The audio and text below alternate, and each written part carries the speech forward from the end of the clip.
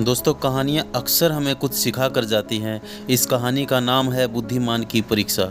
बहुत समय पहले जब गुरुकुल शिक्षा की प्रणाली हुआ करती थी, तब हर बालक को अपने जीवन के 25 वर्ष गुरुकुल में बिताना पड़ता था। उस समय एक प्रचंड पंडित राधे गुप्त हुआ करते थे, जिनका गुरुकुल बहुत ही प्रसिद्ध था, जहाँ दूर दूर के राज्य के शिष्य शिक्षा प्राप्त करने के लिए आया करते थे। बात उन दिनों की है जब राधे गुप्त की उम्र ढलने लगी थी और उनकी पत्नी का देहांत हो चुका था।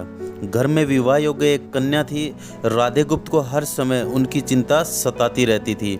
वह उसका विवाह एक योग्य व्यक्ति से करना चाहते थे, जिसके पास भले ही संपत्ति ना हो, लेकिन वो कर्मठ हो और किन्हीं भी परिस्थितियों में उसकी बेटी को खुश रख सके और उचित समय पर निर्णय ले सके।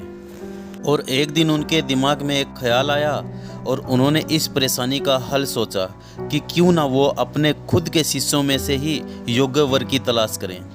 उनसे बेहतर उनकी बेटी के लिए क्या हो सकता है। इस कार्य के लिए उन्होंने बुद्धिमान की परीक्षा लेने का निर्णय लिया और सभी शिष्यों को एकत्रित किया। राधे गुप्त ने सभी से कहा कि वे एक परीक्षा आयोजित करना चाहते हैं, जिसमें सभी की बुद्धिमानी का परिचय होगा। उन्होंने सभी से कहा कि उनको अपनी पुत्री के विवाह की चिंता है, जिसके लिए उनके पास पर्याप्त धन नहीं है। इसलिए वे चाहते हैं कि उनके शिष्य विवाह में लगने वाली सभी सामग्री कैसे भी करके एकत्रित करें। ही उसके लिए उन्हें चोरी का रास्ता चुनना पड़े, लेकिन उन्हें चोरी करता कोई भी ना देख सके। इस एक शर्त का पालन सभी को करना है। और अगले ही दिन से सभी शिष्य कार्य में जुट गए।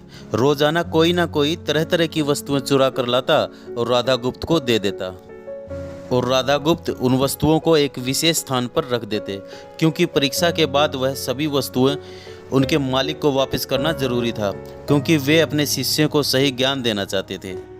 सभी शिष्य अपने अपने दिमाग से कार्य कर रहे थे, लेकिन इनमें से एक चुपचाप गुरुकुल में बैठा हुआ था, जिसका नाम रामास्वामी था।